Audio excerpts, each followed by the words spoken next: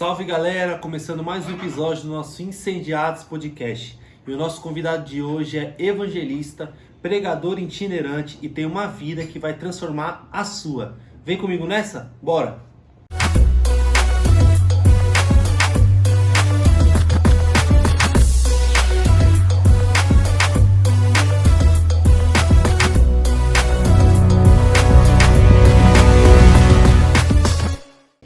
É isso aí, galera. Começamos. Hoje eu tô aqui com meu irmão, Kaique. É um prazer recebê-lo. Vamos escutar um pouquinho da história de vida dele, do ministério dele. Deixa eu te falar uma coisa. Já deixa o seu like nesse vídeo, compartilha com seus amigos, comenta aí que hoje a história vai ser edificante para sua vida. E aí, Kaique, tudo na paz? Tudo tranquilo? Graças a paz, Vini. Graças a paz a todos. É um prazer estar aqui participando desse projeto, né? Já estou acompanhando e Deus tem feito coisas grandes. Espero poder trazer coisas boas também nessa noite. Muito bom, muito bom. Vai ser um prazer poder te ouvir, poder escutar um pouquinho da sua história. E a gente queria saber como é que você chegou até Cristo, como é que foi a sua vida antes disso, se você já nasceu num lar cristão ou não. Como é que foi o começo da sua caminhada? Bom, graças a Deus eu tive o privilégio de nascer no berço evangélico, né? Desde pequeno, berço mesmo. O interessante é que mesmo no berço, a minha mãe não era evangélica. Né? Minha mãe é ex-dançarina de axé e eu ficava na vizinha quando ela ia para os bailes e tal, e a minha vizinha era evangélica, então ela sempre me levava para os cultos. E aí, quando eu tinha mais ou menos 2, 3 anos de idade, aí minha mãe se converteu e aí eu tive acesso a todos os cultos com a minha mãe, mas desde pequeno, graças a Deus, já estava na presença de Deus. Já era o plano de Deus, né? Eu, mesmo minha mãe, moro só com a minha mãe, não sendo evangélico, eu já era do berço, então já vejo algo de Deus aí já. Já foi guardado desde o início. Foi guardado. Foi um pique Moisés, né? Vamos dizer lá assim. no cestinho. No cestinho. E graças a Deus, aí até hoje, estamos firmes e fortes. Amém. Graças a Deus. Amém. Então sua vizinha foi um ponto-chave no início da sua caminhada. Sim, eu tenho ela como uma avó, né? Deus já recolheu ela, né? Mas tanto na minha parte, para mim ter o início já no berço, como a conversão da minha mãe foi através dela.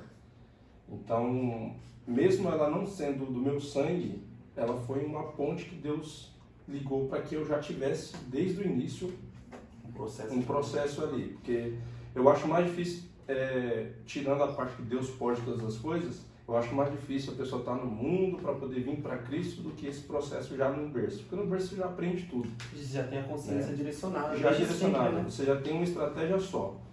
Então, quando você é do berço, você não conhece outros latados, você conhece só o caminho que te deram ali. E esse é o meu grande privilégio. Louva a Deus, eu não tenho nenhum tipo de interesse em conhecer outro lado, porque esse lado O perigo está na curiosidade. O perigo né? está nesse. Se você deixa, né, o que você já aprendeu, que você sabe que é certo, para procurar o que é duvidoso, aí é mais difícil, né? Aí o seu caminho vai ficar mais complicado. Então, como você nasceu no lar cristão, você já conheceu Jesus logo cedo. Com qual idade que você já começou a ter mais ou menos essa consciência assim, de quem era Jesus? O trabalhar foi muito rápido assim comigo, né? Com 3 anos de idade, para muita gente já é uma inocência muito grande. Só que pelo fato da minha mãe nesse tempo já vir para a presença de Deus, eu já frequentava igrejas que praticavam o ensino com crianças. Então eu já aprendi as historinhas, a EBD infantil, entendeu? Então eu via professoras falando de Noé, de Adão, começaram até mesmo a falar que era errado você pegar o fruto, que Deus não falou. Então isso já foi desenvolvendo, né? E aí dos 4 aos 5 anos eu comecei a desenvolver o ministério, né? De forma já entrando nesse assunto mais aprofundado. Com 5 anos de idade eu já cantava na igreja, né? E não era somente cantar em departamento de louvor, eu já cantava sozinho. Eu comecei o ministério cantando sozinho, né? Então com 5 anos de idade eu já comecei a ter... Eu era uma criança diferente, porque com 3, 4 anos de idade eu tinha um videogame lá, só que eu preferia a Bíblia. Eu preferia, como eu já, desde pequenininho eu já gostava desse negócio de ir pro culto, eu comecei a ficar uma criança totalmente tão diferente que eu não gostava de ir para a escolinha. Eu queria ficar ouvindo o pastor pregar. Né? Eu já me identificava com as pessoas cantando e eu já me achava uma pessoa grande. Né? Eu via as crianças brincando com um carrinho. Isso aí não é pra mim, não. Não, isso não é pra mim, eu não quero isso aqui. Né? E as pessoas, não, você tem que ir porque você vai dar trabalho no culto. Eu ficava sentadinho ouvindo. Né? E aí foi quando desenvolveu o ministério para mim poder cantar fora, né? Aí com 5 anos eu já tinha uma intimidade com Deus. Eu já orava, com 5 anos eu já jejuava. Como minha mãe já estava naquele primeiro amor, né? Na vida dela, ela era consagração, vigília, culto, todo tipo de envolvimento que ela tinha lá, eu estava junto. Tudo isso esbarrava em você. Tudo esbarrava, porque eu estava junto. Ela não tinha com quem deixar e também não queria deixar mais com ninguém. Então era muito mais fácil eu ter esse acesso mais com Deus, essa intimidade mais rápida. E aí foi algo que se transformou numa rotina para mim.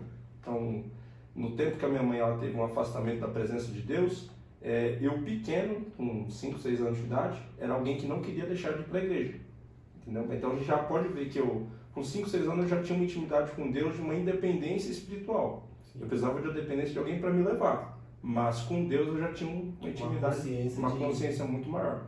E minha mãe me recordava essa semana que era tão profunda essa questão de eu ser uma criança um pouco, vamos dizer, avançada, que é muito difícil você ver uma criança hoje, né, com a tecnologia que a gente tem, querer esse nível de intimidade, né? E então ela falava, não, você era uma criança que eu não vou para a igreja. Ah, então, mas eu vou, você vai me deixar lá. Era sempre assim. Ela não queria no culto de sexta-feira, mas eu quero ir. Ah, é culto de doutrina, mas eu quero estar lá.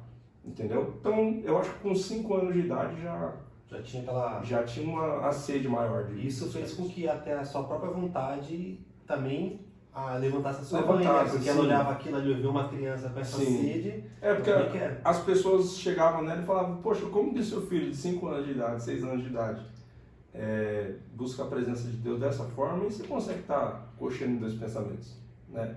E aí, pelo fato desse ministério ali começar a crescer, ela começou a observar que eu estava realmente já buscando mesmo. Acho que foi um combustível também para que Deus trouxesse essa lição. Graças a Deus. Muito legal, muito bom. E seus primeiros encontros com Deus foram cedo, pelo que eu percebi, diferente de muitos, né? Porque comigo, por exemplo, eu cheguei na igreja, eu contei isso aqui também. E eu demorei um tempo para associar quem era Deus de verdade, sabe? Sim. A gente aceita Jesus, levanta a nossa mão, mas a gente não tem aquela consciência ainda de entender, quem é Deus? A gente chama aquele momento quando Deus dá aquele start e fala, esse é o nosso encontro com Deus que a gente chama. Sim. E muda tudo. E isso, fique claro que é o tempo de cada pessoa. Sim. Porque tem pessoas que são rápidas, tem pessoas que demoram uma vida toda para acordar e depois fala o cara com 50 anos, o cara desperta e fala, quem é esse cara? Sim. Mas são processos. Sim. Então, eu acho que muito pelo fato de ter sido já do berço evangélico, isso já...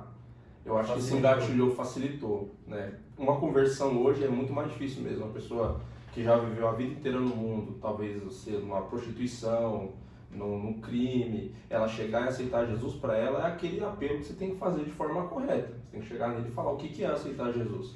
Que ele vai levantar a mão dele, o que ele está aceitando, porque para ele é uma novidade. Tá, eu estou aceitando, mas eu vou aceitar o quê? Entendeu? Mas como eu já era do berço evangélico, eu já fui de uma igreja já muito doutrinada, então a gente tinha esse trabalho de quem é Jesus, de ensino. Então isso foi mais fácil, né?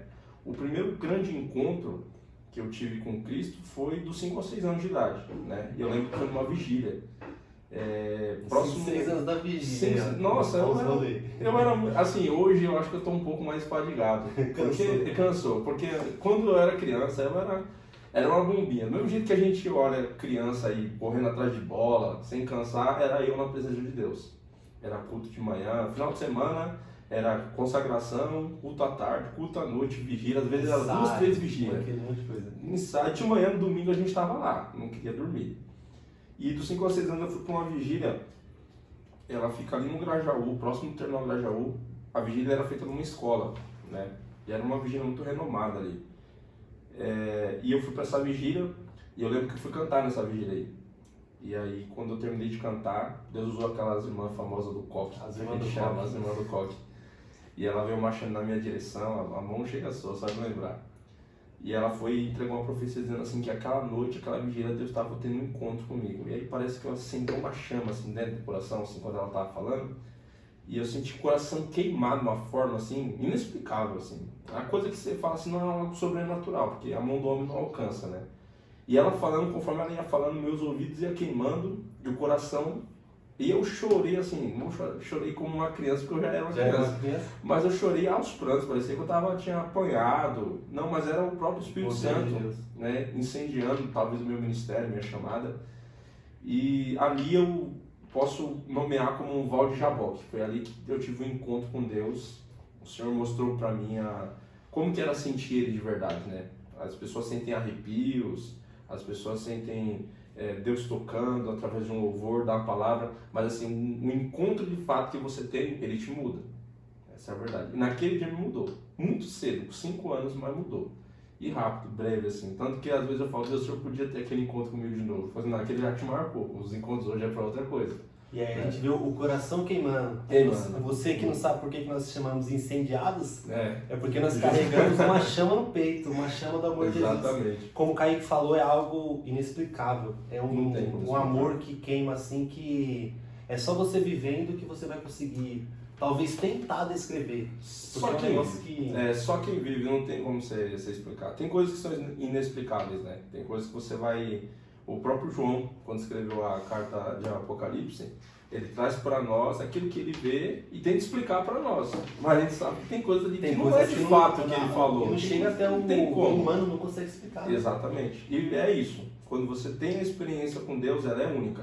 A experiência que o Vini teve é uma. A experiência que eu tive é outra. Mas marcante cada um... Deus sabe como que marca cada um, né? Comigo incendiou naquela vigília. Às vezes com alguém pode incendiar através de um sonho, né? Dormindo. Cada um Deus tem uma forma de trabalhar. Assistindo um podcast. Às vezes você começa a ver histórias assim, você fala, meu Deus, isso aí... Como que acontece, né? E lembra, né? Porque as pessoas... Tem gente que vê eu falando sobre isso aí e acha que é mentira, né? Uma criança de 5 anos. 5 anos eu não jogava videogame. 5 anos eu queria ler Bíblia, né? 5 anos uma criança hoje quer ir pra festa, quer brincar. Eu já estava nessa pegada, graças a Deus. Muito bom. Abri um parênteses aqui para mostrar a importância do Ministério Infantil, né? Muitas vezes negligenciado, muitas vezes deixado de lado, e é uma fase que marca as crianças, né? Sim. Se você tem um Ministério Infantil forte, isso marca a vida de uma criança. Você traça já um caminho para ela, né? Infelizmente, assim, eu posso generalizar muitas igrejas mesmo, elas têm controle da criança, coloca a criança ali com um brinquedo, né? A maioria das vezes com o celular na mão, que ela vai ficar tranquila. Certo, cada um educa seu filho do jeito que ele quer. Mas se você tem uma igreja, né, apropriada, que tem um espaço ali reservado para a criança já vai saber o que é certo e o que é errado, na presença de Deus. Né? Pessoas capacitadas para ajudar essas crianças. Que existe, né? Do mesmo jeito que existe um ministério pro Ministério de Louvor, existe um Ministério Infantil. Isso existe, né? Por quê? Porque você está traçando criança é o futuro da igreja, né? O que uma criança que não tem conhecimento, já não tem traçar, você vai deixar para ela, na sua adolescência, na sua juventude, ter um processo com Deus? Não é mais difícil? Muito mais. Você pegando a criança, dando já, nem que seja um lápis para ela, dizer, ó, desenha ou pinta aqui a árvore do Éden. Ela vai estar pintando ali e vai chegar na mãe dela e falar, mãe, o que é a mãe do Éden? É a curiosidade, a criança é curiosa, né? Tudo que ela vê, ela pergunta. Eu tenho uma irmã em casa, eu sei, tudo que ela ouve na creche, ela chega em casa e pergunta. A mesma coisa, se você deixa na cabeça da criança ir para a igreja, é ir para a igreja. Então, quando a mãe e o pai não quiser ir para a igreja, e a criança já está acostumada a ir, nós vamos para a igreja. Né? Então, eu acho que as igrejas também têm que ter esse nível, como você abordou. Não só jovem e adolescente, criança. Antes também, né? As crianças também. Né? Porque criança não é simplesmente o filho do seu membro. Não, ela é seu membro também. É a sua ovelha, do pastor. Né? E torcemos para que as igrejas despertem esse lado. É uma consciência que precisa aparecer, porque é um negócio importantíssimo. E às vezes a consciência da igreja é que aquilo não é tão importante quanto é. Então tem várias e várias maneiras de você contar uma história bíblica para uma criança. Tem aqueles desenhozinhos da Record. Aquilo é sensacional. Muito, ali eu assistia todo domingo de manhã, eu assistia aqueles... Então, aquilo é sensacional, porque a criança é uma esponja. Sim. Ela puxa tudo e guarda. Tudo. E ela vai ter uma consciência, em qualquer etapa da vida dela, ela vai lembrar. Eu vi uma pregação do pastor Luciano Subirá, contando que com 7 anos ele teve um encontro com Deus através da escola bíblica dominical lá com a pessoal do Ministério Infantil. Ele fala que ele lembra daquela moça até hoje, que ela marcou a vida dele. Então, aí hoje nós vemos quem é a Luciana Subirá. Falou, a importância que o Ministério Infantil foi na vida dela. Então é algo que é importantíssimo. Exatamente. Criança mesmo, as primeiras oportunidades que eu tive para ministrar foi para criança. Né? Tinha o culto de criança hoje, Tinha o brincando. Só que assim, no início, quando você vai ministrar, justamente eu, por exemplo, eu não gostava de pregar para criança. Porque para mim pregar para criança, você tem que pegar um fantoche, tem que falar a linguagem das crianças. Coisa que uma pessoa que quer ministrar para adulto nunca vai querer. Né? Só que foi daí que nasceu o meu ministério também. Então, tanto para quem vai desenvolver como criança na presença de Deus, para quem também tem um ministério, tem que saber lidar com essas situações também, acredito eu, né? E torcemos para que as igrejas despertem esse lado, né? Tenho certeza, do mesmo jeito que Deus ele tem um avivamento para todos nós, ele vai avivar não só as pessoas, mas os ministérios também que estão parados, as igrejas que precisam despertar. Sim. E no mundo que a gente vive hoje, o ataque contra as crianças é imenso. Então, a igreja é uma coisa que ela precisa estar atenta a tudo, ao mundo, o que acontece. Porque todos os sentidos. Todos os sentidos. Se o ataque de Satanás é contra as crianças, obviamente é um público que a gente precisa abordar. Exatamente. Então, que pouco é abordado. Pouco é abordado. Então, às vezes as pessoas veem as coisas muito como um acidente. Né? Ah, foi um acidente, uma fatalidade. Pode ser que sim. Mas não é um despertar, não podia ser conosco. Às vezes aconteceu com outras pessoas, mas com a gente não. Não é um alerta de Deus. Né? A palavra tem que se cumprir, sim, mas estamos cuidando das nossas crianças do jeito que era para cuidar? Esse é os pontos de pergunta que a gente tem que fazer, não só para nós, mas para a igreja, o evangelho em si.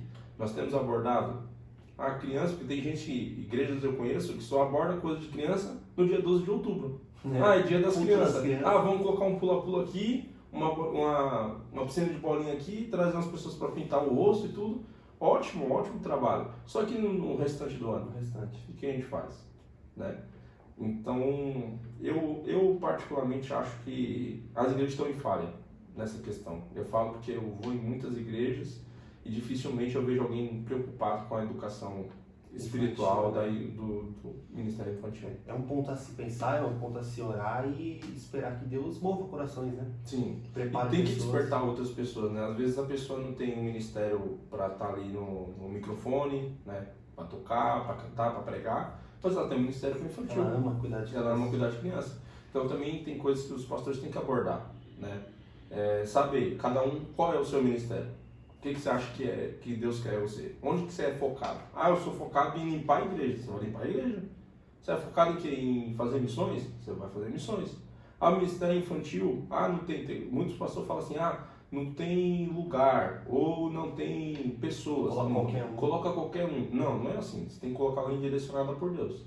Tudo aquilo que você coloca sem Deus estar na frente, vai dar errado. Nada é perfeito, né? Agora, quando você coloca alguém que ama fazer o que faz, cuidar de criança, a pessoa vai amar cuidar de criança. Você não tem que colocar essa pessoa para cuidar de outra coisa. Ela ama cuidar de criança, coloca ela para cuidar de criança, que vai dar certo. É a mesma coisa numa empresa. Você nunca vai colocar alguém que trabalha na administração para ser um gestor, porque ela não está preparada para aquilo. Né? Então, a gente tem que se perguntar também, as pessoas que estão sentadas só no banco da igreja, elas têm que ficar lá sentadas ou a gente tem que procurar saber qual que é o ministério dela? Com certeza. Ali é o lugar delas. As pessoas acomodam muito, e eu abordo isso muitas vezes, né? Eu conheço gente que está na igreja há 20, 30 anos, mas será que Deus chamou alguém para ficar sentado? Nunca chamou, só que a pessoa tem que desenvolver. Não é só o pastor procurar saber o porquê que a pessoa não faz. É a pessoa também saber, eu estou fazendo o que aqui na igreja? E outra coisa também, né? Tem muitas igrejas que elas alimentam isso, né? Elas alimentam aquilo que só o pastor é o pastor, e o resto tudo é um cara só, e é o que acontece. Esse cara fica sobrecarregado, fica tudo, e o pessoal acha que eles não têm tarefa. Sim. Porque, na verdade, quem está na frente de departamento, de igreja, na maioria das vezes, quem tem ministério de itinerância, que canta, que toca, as pessoas acham que essas pessoas não têm vida. Porque se você olhar para um pastor, você vai ver o pastor lá todo domingo tendo uma mensagem para você. Todo domingo ele tem uma mensagem pastoral para te curar, para te renovar, porque é o anjo da igreja. Ninguém maior que o pastor ali para saber o que Deus tem com as ovelhas dele.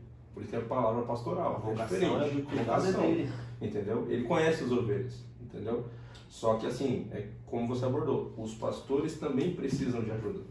Os pastores precisam ter uma visão. Claro, todos eles têm, mas será que se o Vini não chegar no pastor e falar assim, pastor, eu estou aqui para poder ajudar o senhor, o que o senhor precisa? Qual é a visão que o senhor tem para esse mês? O que o senhor quer fazer diferente? Ah, eu não posso fazer, mas eu sei quem pode fazer, ou quem pode ajudar. Entendeu? Às vezes os pastores têm tanto... Se você se colocar no lugar de um pastor, você vai ver que o pastor ele tem tudo para pensar ao mesmo tempo.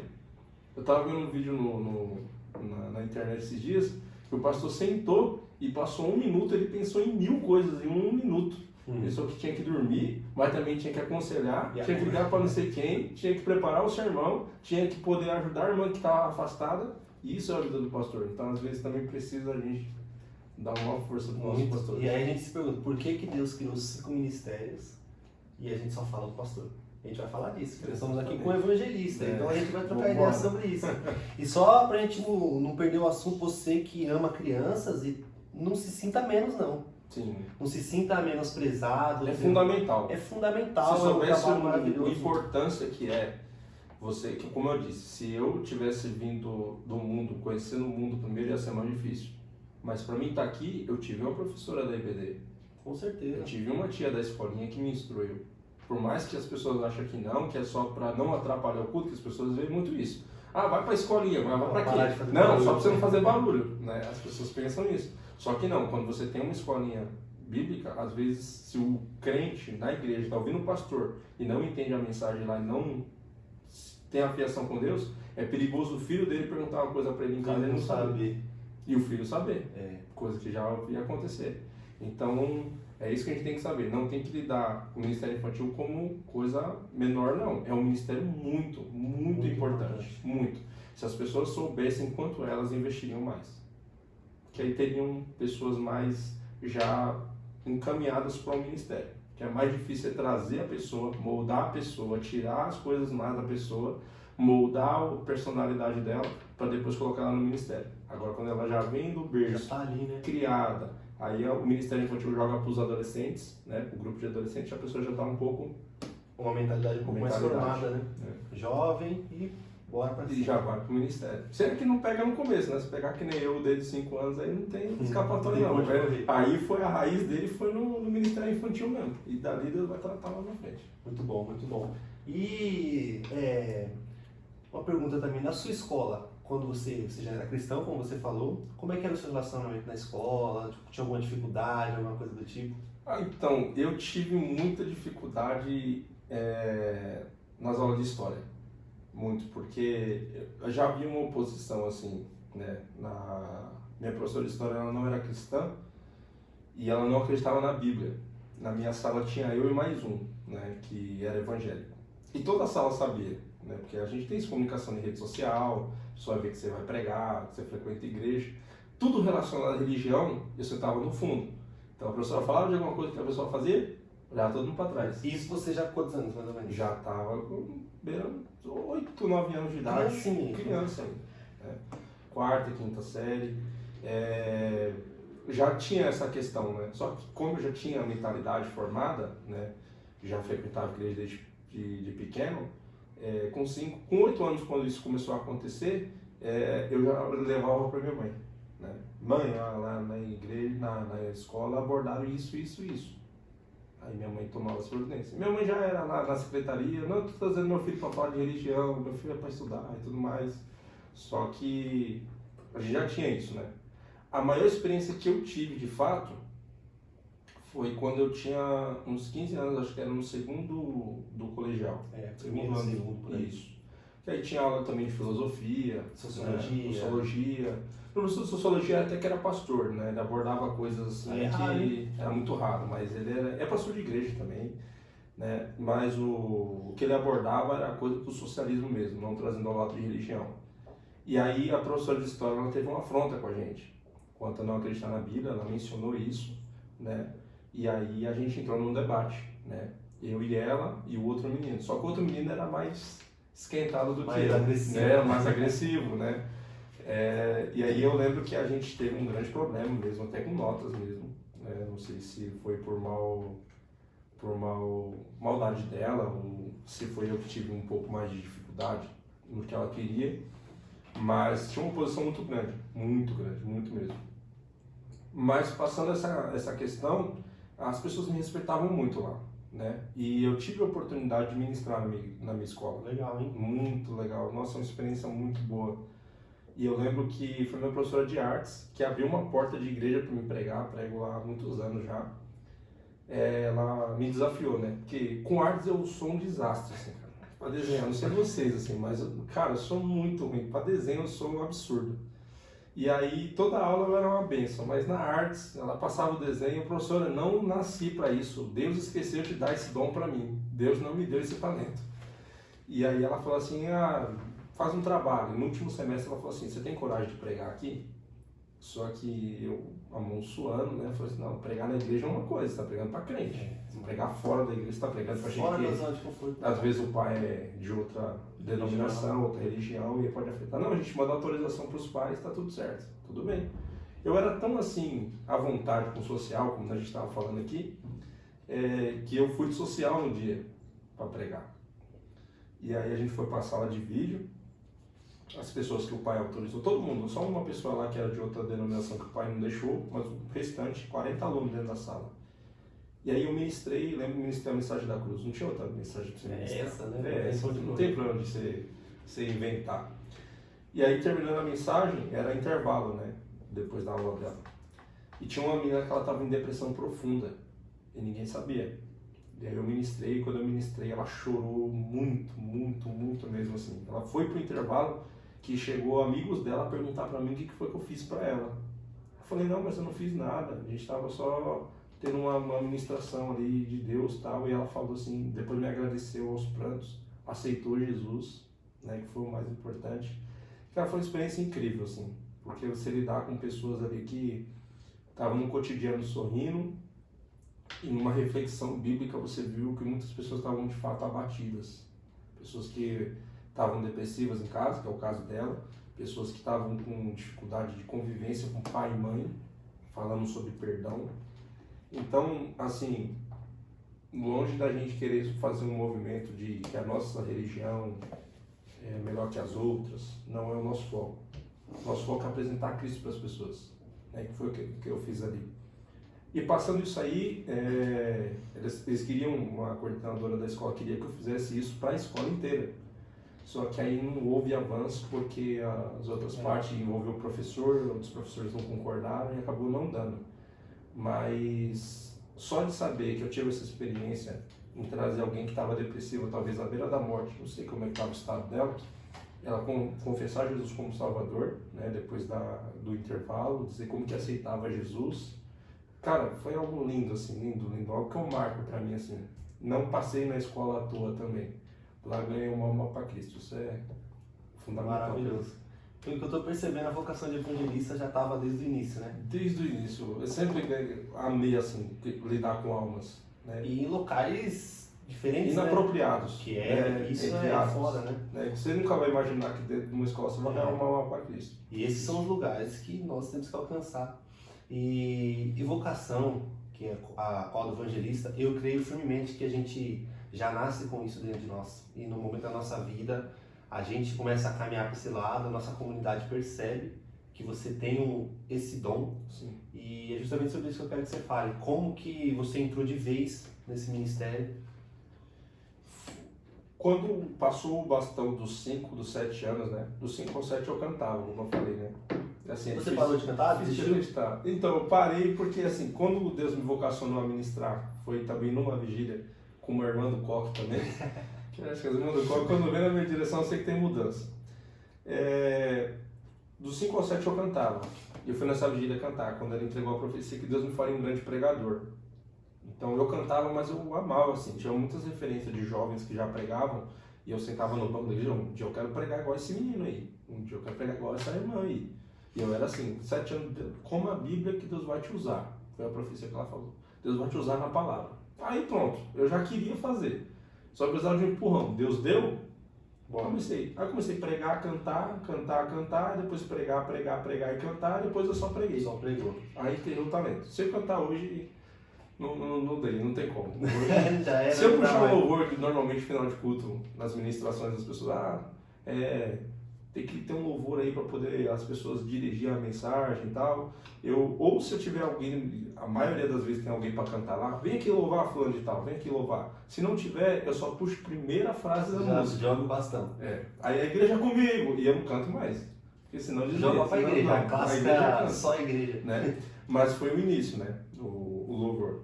Dos 7 anos de idade, eu já tinha trabalho de evangelismo na igreja, e eu era aquela criancinha que andava com a pastinha, né? No evangelismo, entregando folheto, só que também já falava com pessoas, né? Então, 7 anos mesmo, acho que foi o ponto de entrar de cabeça no ministério não que era vocacionado a isso, mas não tinha unção, né? Não era operador, nada, eu era membro.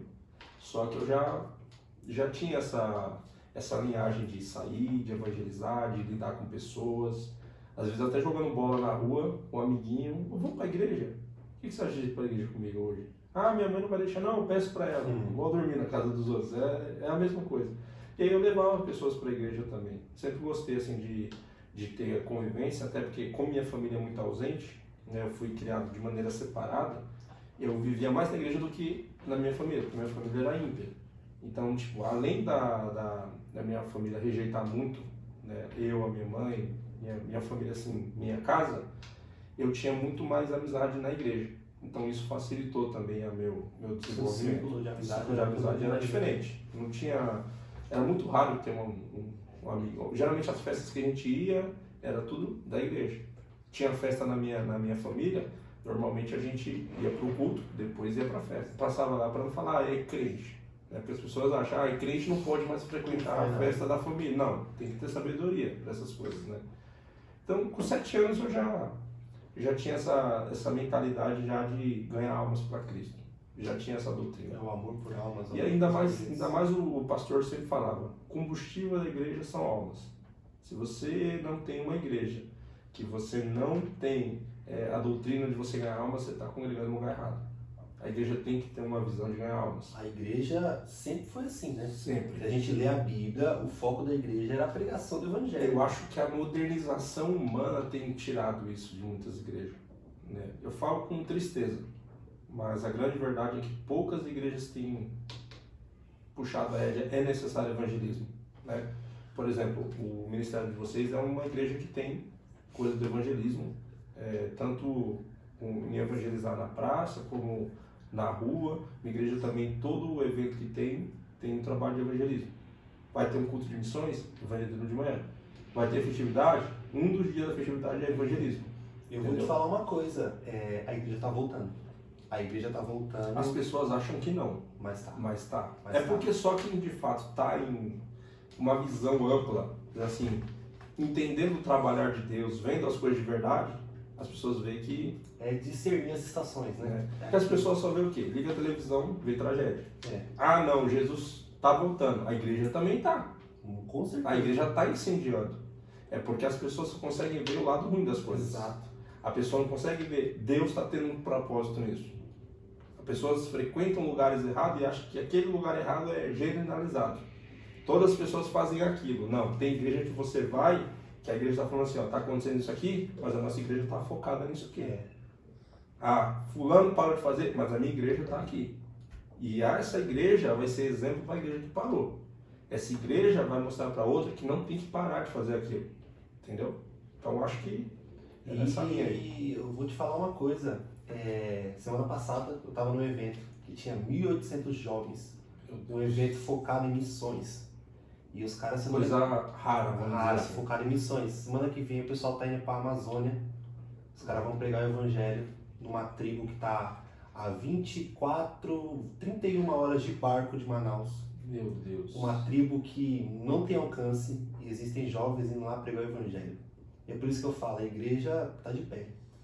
A igreja de Cristo nunca ficou sem voz. Nunca. A gente lê a história da cristã, por todas as adversidades, Jesus nunca perdeu a voz. Então ele sempre levanta, no meio dos destrós, sempre tem uma igreja. E eu falo com convicção, eu tenho orgulho de fazer parte dessa geração. Graças a Deus. Porque eu sinto algo vindo poderosíssimo.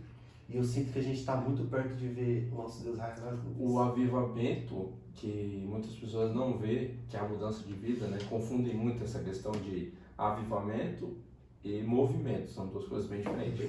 O avivamento, ele é aquilo que te muda, que te transforma, né? E a gente nunca vai ver um avivamento antes de ver essas crises que a gente está vivendo. Deus vai mostrar a resposta dele no avivamento, né? A gente teve um episódio, não sei se foi nos Estados Unidos, recentemente, que teve aquele colégio que... Da faculdade lá. Da faculdade. Asbury. Isso. E aí muitas pessoas, né, falavam, eu queria estar lá. Tá, mas o que eu estou fazendo para o avivamento? Exato. Entendeu? Para aquilo acontecer, alguém teve que ter uma iniciativa. Alguém chamou alguém para orar. A história é que foram 5 jovens que simplesmente se recusaram a acabar o culto. Entendeu? Alguém ali tomou uma atitude. Então, às vezes o ministério de fulano tá avivado. Tá, e você? E a minha igreja? O que eu estou fazendo para a minha igreja receber o avivamento? O que eu estou fazendo para mim receber o avivamento? Né? São questões assim que a gente às vezes terceiriza para as pessoas. A pessoa tem que fazer para eu fazer. Não, você tem que ser individual. Você tem que se chamar e dizer assim, não, eu quero um avivamento. Aí você começa a ser uma brasa. Você acende um, acende o outro, depois... Eu acho que isso é um grande problema porque a gente tende a só reclamar. A maioria das pessoas reclama, é hipergraça, é religiosidade, o evangelho está muito aberto. Mas ele não faz nada. Tipo assim, ele não faz nada. Ele reclama ali, ele coloca a culpa em outros, cobra, tá lá no Instagram lá comentando, lá, falso profeta, tudo lá, mas ninguém faz nada. Não tem uma mudança de comportamento. Não tem uma mudança. Exatamente. Porque se a gente começar por nós, se nós fizermos algo, fazemos alguma coisa, a gente incendeia e vai fluindo. Se a igreja, assim, em geral, entender isso, a igreja em geral mesmo entender isso, a gente alcança o mundo para Cristo. O grande problema é que as engrenagens têm enferrujado. Por quê? Porque falta atitude. Falta atitude minha, às vezes falta atitude das pessoas que têm o ministério para exercer. São os líderes, né? Entendeu? Os líderes precisam ser engrenagem. Tem que ser aquele que coloca óleo para continuar rodando. Entendeu? E conforme o líder vai fazendo, eu aprendi assim, o líder ele transparece para os seus liderados. Né? Se o Vini chega na igreja triste, abatido, automaticamente quem é liderado por você vai perguntar, por que o Vini está assim? Por que o Vini está assim? Se o Vini está assim, então eu não vou conseguir ficar. As pessoas se espelham nisso. Querendo ou não, a liderança é o espelho para aqueles que estão ali. Querendo ou não. Entendeu? Então, se o líder não conseguir engrenar da engrenagem, é facilmente para aquelas pessoas não consigam o avivamento. Mas se o líder dá a engrenagem, é mais fácil ele acender as brasas dali e incendiar os ministérios que não estão funcionando. E eu aprendi uma coisa, nós temos que caminhar com pessoas que têm mais fome que a gente. Mais fome e sede pela presença de Deus que a gente. Porque, e assim, um mais fome aqui, outro mais fome ali. Porque você olha para essas pessoas e você é inspirado. Exatamente. Você se inspira e eu falo, eu preciso mais, quem sou eu? A seleção de amizades também é uma coisa muito importante. Né? Porque tem pessoas que jogam para baixo, né? Tanto em relacionamento quanto amizade. Né? Tem gente que fala assim, vou me relacionar. Ótimo, vai namorar, noivar, casar, seja lá qual for o propósito. Você vai casar com quem? Para qual propósito? Entendeu? Vai andar com quem? Qual amizade? Se essa amizade não tiver, no mínimo, um espírito exortativo de dizer para você está errado nisso aqui, você tem que consertar, não é seu amigo. A pessoa não é seu amigo em te elogiar, ela é amigo seu em te ajeitar. Né? Então, você está errado nisso aqui, ela não vai passar a mão no seu amigo e falar assim, você está certo mesmo estando errado. Não, você vai estar... Né? Você vai estar precisando de alguém ali do seu lado para ser o quê? Para somar você no reino. No dia que você estiver abatido, quando Jesus fala assim, ande em dois, Jesus não está falando para você, o seu casamento só. Não, ele está falando com quem você andar. Seja o teu braço direito quando você estiver fraco. Né? Então, acho que também é pessoas para te apoiar, né? São pessoas para te levantar quando você... Porque a vida não é só vitória. Né? A vida do crente tem alto e baixo e vai ter momentos que a gente vai estar mais triste, mais para baixo, e existem pessoas ali que vão estar ali pra gente... Confesso que acho que a vida no cristianismo, né, nós que temos cargos, seja pregando, pastoreando, liderando, fazendo alguma coisa para Cristo de frente, linha de frente, você passa mais prova do que tempo na bênção. Porque se você ficar muito mais na bênção, você se acomoda. Aí é a hora que você para de orar, para de buscar. A prova, querendo ou não, ela te incentiva a você buscar. Porque quando você está com o barco balançando, você vai chamar Jesus. Não é assim que funciona? Quando você está com as suas dificuldades, você fala, Jesus, cadê o Senhor? Porque o barco está balançando aqui. Enquanto ele está tranquilo, Jesus pode dormir em paz. Só que quando ele balança, se você não tiver fé, você sabe que Jesus está ali, você vai chamar. E é assim que funciona a nossa vida, né? A gente tem que saber quem a gente coloca dentro do nosso barco para andar com a gente. Porque aquelas pessoas têm que te dar um direcionamento. Aonde está o seu socorro? Vem da onde? De cima. Então você não pode olhar para baixo, tem que olhar Pra cima. para cima. E esse negócio de só vitória, de só felicidade, isso não é bíblico, né? Não. Isso não é bíblico, né? Eu fico muito triste, cara, com as pessoas hoje em dia. Porque as pessoas elas têm uma Bíblia para ministrar. Ela tem 66 livros da Bíblia para pregar. Só de Cristo tem 4 evangelhos para falar. Diretamente dele ali. Diretamente colado dele, com ele, colado. E as pessoas conseguem, assim, contar para a igreja algumas mentiras. A grande verdade é essa, né? Muita gente tem a oportunidade de edificar uma igreja e está manipulando ela, né? Porque, assim, eu vou em muitos lugares para a glória de Deus e às vezes as pessoas estão lá para quê? Para receber uma revelação. Deus está contigo, Deus é com o Senhor, Deus vai te dar um carro, Deus vai te dar uma casa. É isso que as pessoas estão indo atrás. Aí a pessoa que quer voltar naquele ambiente, ela não vai se atentar àquilo que a igreja precisa, mas o que a igreja está pedindo, né? Porque isso vai gerar uma agenda para a pessoa. É assim que os pregadores pensam, né? Por quê? Porque se você demorar para voltar lá, a igreja vai falar, ô pastor, por que o senhor não chamou fulano de tal de novo? Nossa, ele é uma bênção, ele é assim, ótimo, Deus dá vitória, Deus dá, mas é aquilo que Deus quer falar aquele dia? Porque você não pode dizer assim, Deus vai te dar vitória, sem ter uma base bíblica para isso. Exatamente. Senão você está dizendo para a igreja, fala o que vocês querem. Vocês querem vitória? É claro que a igreja quer vitória. A igreja não quer chorar. A igreja quer andar na bênção. Só que o pregador, o profeta, o cantor, ele não faz o que ele quer. Ele tem que fazer o que Deus manda. quer. Deus conhece os corações que estão ali. Eu entendo e fui doutrinado que quando eu vou para o culto, Deus já preparou aquele dia para eu estar lá. Eu me programo um dia inteiro para estar lá, mas o Senhor já sabia que eu ia estar lá. Sim. Então ele vai preparar o coração do pregador para dar uma palavra tanto para o Vini quanto para o Kaique que vai estar no culto.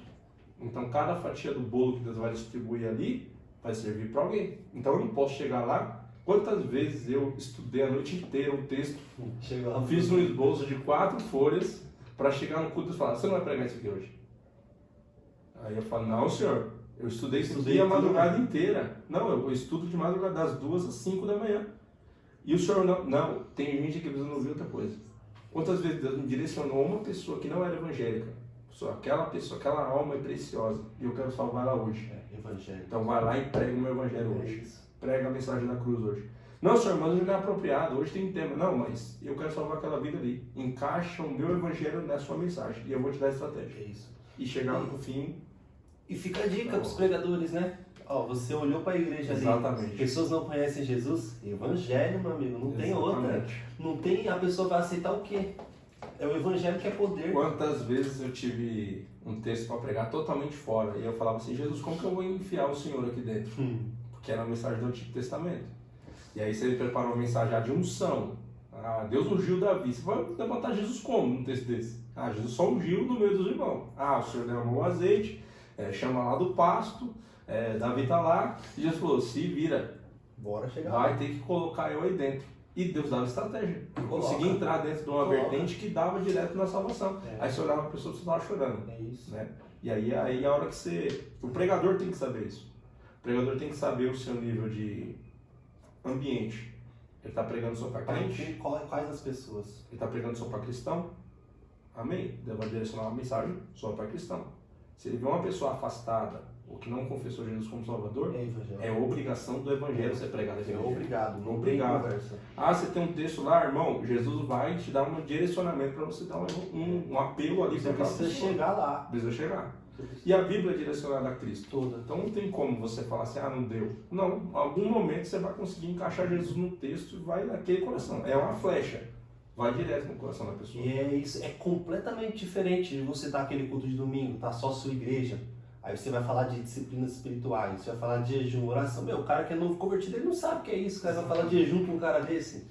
O cara precisa conhecer Jesus. Até ele conseguir digerir o que é jejum, já pô, passou a mensagem. Já era. Ele não vai entender nada. Né? Por isso que tem que ter esse direcionamento. Então Eu acho que a questão do pastor, na mensagem pastoral no domingo, muita igreja ela é preservada no domingo. Né?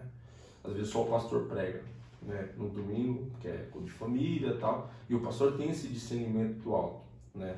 Quando tem uma alma lá, quando ele vai direcionar, às vezes ele dá uma estratégia para ele. Vai falar de jejum, mas ele já fala, o jejum é o quê? Jejum é isso, para a pessoa já entender. O pregador não. O pregador vai na sua igreja lá, ele acha que todo mundo já sabe o que ele vai falar. Todo mundo é teólogo, todo mundo já leu sobre a reforma protestante, e aí, irmão, vai embora. Vai pra cima.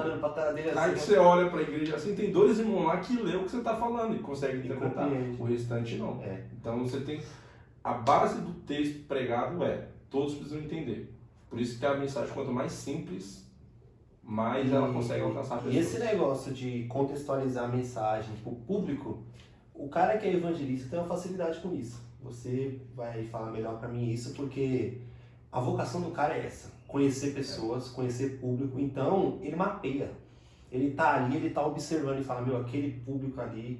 Aquele cara ali é do rap, aquele cara é do rock, aquele cara é do funk. Eu preciso chegar nesse cara. E o evangelista, ele olha com aquela visão e... Sim. Uma das questões que muito pregador peca é isso. É achar que todo público é o mesmo. É o mesmo. Tem igreja que eu vou ministrar, que é uma igreja pentecostal. Aí é a igreja do manto, né? Você chega lá... Pai do Senhor já solta uma rajada de língua, já tem 3 pulando do seu lado. É fantástico, maravilhoso. Tem igreja que você vai que é mais conservada, que nem o pedestal você pode tirar, tem que deixar o microfone do pedestal parado, tem que pregar lá. E eu tinha uma dificuldade muito grande com isso. Querendo dar um mortal. Não, eu ia pregar na Arsa, por exemplo, na época, ela era só o pedestal. Eu achava uma coisa chique demais os caras que falavam ali. Porque o pastor só levantava, departamento tal, toca oportunidade. Aí ia lá o departamento. Só que eu ia lá e era o único que tirava o microfone, eu passava muita vergonha. Eu ficava olhando pra sua cara assim. Não é o público de tirar isso, né? E é o público doutrinário. Tem outra igreja que você vai, que é uma mensagem de quebrantamento. Então, eu acho que o pregador, por exemplo, chegando cedo no culto, ele consegue ver toda a filosofia dele. O tema, o texto que Deus vai dar para ele é o mesmo, só que a forma de aplicação é outra. Com certeza, cada público tem uma forma de... Tem uma igreja que tem um pentecostal, o culto pentecostal. Você vai lá, você vai pregar uma mensagem pentecostal. O público se é pentecostal, você não pode pregar uma mensagem lá calma, tranquila, porque senão você vai ficar falando sozinho. No ministério que você vai pregar lá, que é mais bíblia, que a pessoa consegue sentar e ouvir. Ela não deu glória, não quer dizer que ela não está entendendo a mensagem. Realmente. Ela está ouvindo, mas cada público adquire de uma forma. Às vezes você acabou de pregar, o povo vai começar a chorar. Você vai olhar para o público, está chorando. E para você, no meio da mensagem, Deus não está falando, Deus não está te usando, não. É a filosofia da igreja. Não é o público que vai se adaptar ao pregador. O pregador tem que se adaptar ao público. Em questão de mensagem. Não que o pregador saindo daquele culto tem que ser daquele jeito. Não. Tem que ser do jeito que é na igreja dele. Qual é a raiz da igreja dele? Aquela. Só que a partir do momento que você sai do seu campo para outro, você tem que entender qual que é a filosofia, a cultura. Mesma coisa de país. Você está no Brasil é assim, nos Estados Unidos é outra coisa. Entendeu? Acho que... E isso é absolutamente normal. Costumes, cara, é normal. Não é algo essencial na nossa fé cristã. Sim. Tem coisas que são essenciais, como Cristo é Deus, ressurreição de Jesus. Isso não tem conversa. Sim. Se alguém falar contrário, a gente vai bater. Né? Exatamente. Se alguém falar contrário, a gente vai contra. Agora, costumes, isso é normal. Isso é normal. A Bíblia fala disso, fala Paulo, Grécia, Roma, Jerusalém, são contextos diferentes. Sim. Então o cara tem que dar um jeito de se adequar ali para que a mensagem seja alcançada, né? Exatamente. Porque, igual você falou do pentecostal, não sei se você já teve a oportunidade de pregar em outras igrejas que tem a teologia um pouco diferente do pentecostal, por exemplo, pessoas que são sensacionistas, não acreditam na continuidade dos dons. Já. Então, você vai falar para mim isso agora, porque é o seguinte, não dá para você pregar sobre dons num lugar desse. É arriscado. É arriscado. Do mesmo jeito que você tá no pentecostal, você vai pregar contra os dons. Exatamente. Então, você acredita nos dons, você crê nos dons. Sim. Só que você vai alcançar um público que não crê. você vai pregar de coisas que são essenciais. Sim. Você não vai mexer com isso porque você vai perder a sua força de pregar ali. É. Fala pra gente um pouquinho disso aí. Então, uma vez eu fui ministrar num culto justamente desse, um público que não acredita na continuidade dos dons, que era só no tempo dos apóstolos e tudo mais. Só que aí Deus te dá um direcionamento, né? Você não pode fazer o seu público uma queda de braço. Você não pode chegar lá e falar assim, eu tô certo, forçar, né? Não. E, assim, existem situações que elas não têm que vir a público. Por exemplo, tem coisas na teologia, por exemplo, quem estuda, tem coisas na teologia que você vai aprender, mas você não vai falar na igreja. Exatamente. Tem coisa que é numa mesa de debate, numa conversa. Tem coisas que é a sua opinião. Que é a sua opinião. Então, quando eu fui ministrar nesse lugar aí que não tinha essa oportunidade de dons, graças ao bom Deus, eu não tive como eu posso dizer, eu não tive um tema relacionado a isso, que tocasse nesse assunto, né? Foi outro tipo de assunto. Só que eu fui questionado, né, sobre isso. E aí expressei a minha opinião, né, que teve a mesa pós-culto, né, com os pastores, obreiros, e eles falaram, Caio, você acredita na continuidade dos dons e tal? Eu falei, pastor, eu fui doutrinado que sim, eu creio no dom da palavra, no dom da cura, eu creio nessas coisas assim, sabe? Mas assim, eu não condeno quem pensa o contrário, né? Mas assim, biblicamente, aquilo que eu leio, aquilo que eu fui... A minha concepção é essa. Minha concepção é essa. O senhor pode falar, dar os seus argumentos, mas os argumentos que me apresentaram até hoje não mudaram a minha opinião. E o meu pastor, ele me doutrina, eu fui criado desse jeito, desde o berço, então vai ser difícil alguém conseguir mudar. Só se me provar, não tem. Né? Então, o erro grande é esse também. Você não pode chegar numa igreja que tem uma opinião formada, né? Seja por continuidade de dons, seja por costumes. Às vezes você vai chegar numa igreja lá que tem outro costume. Teve uma igreja que eu fui que eu tive que pregar descalço. Era a minha cultura? Não, eu respeitei a cultura, mas eu não achei que era para tanto, né? Mas eu vou julgar aquela pessoa por isso? E outra, você vai perder o contato com aqueles irmãos por causa disso? Entendeu? Então coisas assim, que você pode não concordar, mas você tem que respeitar. Exatamente. Em muitas igrejas eu já vi muita, desculpa a expressão, muita heresia, né? Isso é um culto denominado maravilhosamente, mas aí acaba tendo coisas que você não concorda. Você vai condenar o culto por aquilo? Não, você vai ministrar, você está ali para quê? Para ministrar a palavra, você vai fazer a sua função. Só que você não pode sair de lá falando assim, eu vi coisa tal, fulano de tal, fazendo tal coisa. Não, é a igreja dele, né? Você tem que fazer o seu dever, é o quê? Pregar a palavra. Qual que é o comum da igreja com você? A palavra. Então prega isso. E às vezes é muito melhor você chegar no final do culto, trocar uma ideia com o pastor de líder, falando, cara, isso aqui, do que você chegar e expor isso lá na... Porque vai dar mais problema. Divide. O grande passo da igreja conseguir se unir nos dias de hoje é esse. A minha igreja é melhor que a sua. A minha igreja tem isso e a sua não tem.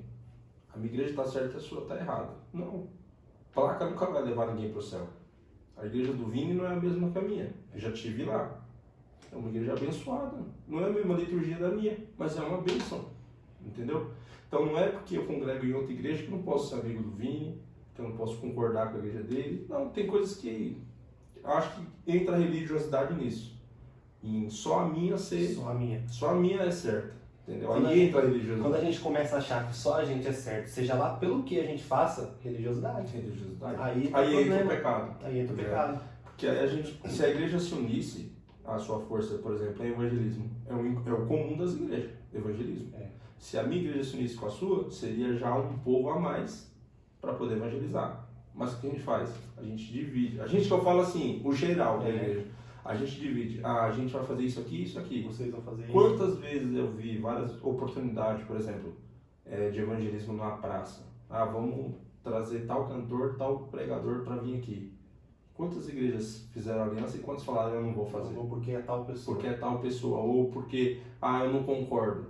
Não, mas a gente tem que concordar às vezes com quem vai vir cantar. Não, é com as almas que estão ali. A pessoa que vai estar ali vai ter um evangelho para... Meu foco é alma. Se o evangelho for exposto, entendeu? Se for uma alma salva ali, se eu for sair daqui para outro país, chegar lá e ter uma outra cultura, e chegar lá e alguém falar assim, eu aceito Jesus como Salvador, meu irmão, pode desabar o mundo do meu lado. É glória. Que é o importante são almas. Então, tem essa questão de você administrar. Não pode deixar a religiosidade entrar. Tomar conta. Porque se entrar, ela te vicia. Aí tudo você acha que está errado, Tudo é pecado. tudo é pecado. E tem coisas que para Deus é uma coisa tão minúscula e a gente perde muitas almas devido a isso. E a gente precisa entender que acima de todas essas diferenças, que glória a Deus que existem diferenças, porque imagine se tua igreja fosse um padrão.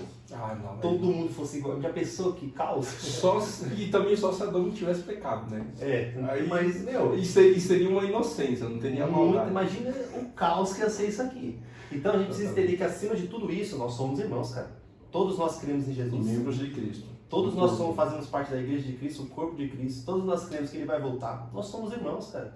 Então, e eu vejo muita gente, às vezes, atacando com a raiva, assim, aquele ódio. A gente que mexe com a internet, Os próprios a gente irmãos. vê. Irmão, cara. A gente vê o pessoal no Instagram aí, o cara fala alguma coisa, é descer na lenha, sem dó nem piedade. Você fala, meu, Também é uma ênfase que dá uma página de fofoca também. É umas munição. Nossa, que esse não negócio pode. aí é... Irmão, sai disso, em nome de Jesus. Não, sai disso aí, vou deixar isso aí pra lá. Porque é só treta. O pessoal debate igual. Você falou aqui que você debateu com os irmãos. Essa é a minha opinião, respeito. Os caras também não. Respeito, tranquilo. Sim, foi dessa forma. Tranquilo. O problema é que as pessoas fazem disso um ódio, uma treta. E tipo assim, ó, você não quer a mesma coisa que eu, só que é o pecador do mundo. Exatamente. Aí que entra o erro. Aí entra o erro. Né? Tem muita gente que debate comigo e não concorda com algumas coisas que eu faço. E é absolutamente que eu falo. normal. Normal, é opinião. Às vezes as coisas não estão nitidamente na Bíblia. Aí entra uso e costume, uma igreja pode, outra não pode.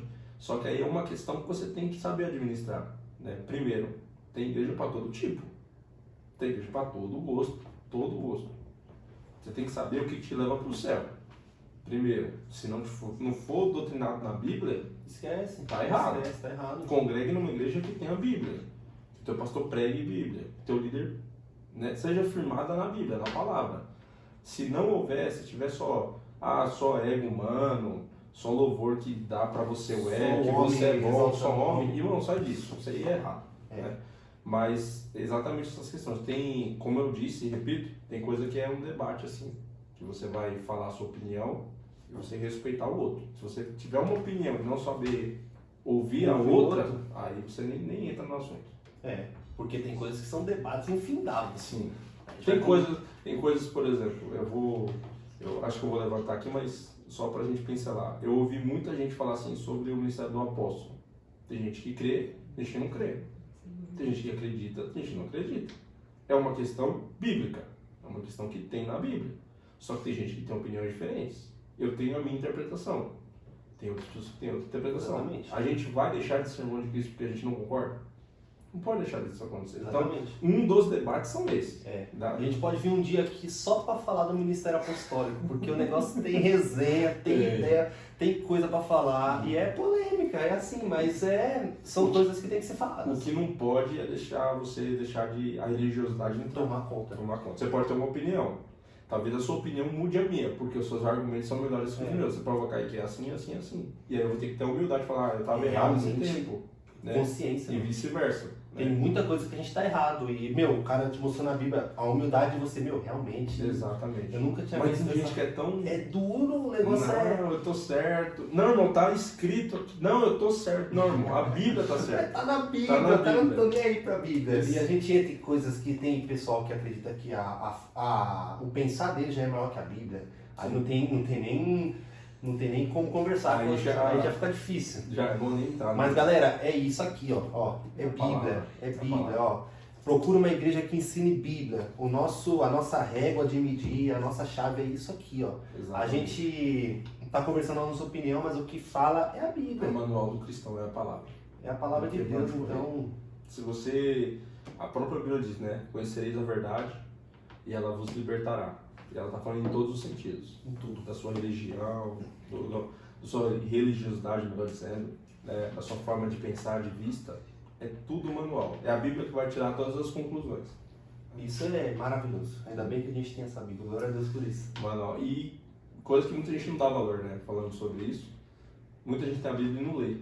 Né? E muita gente sofreu para que a gente tivesse acesso a isso. Muito, né? muito. Porque dentro da igreja, da história, a gente sabe que a gente não podia ter acesso. Só rico podia.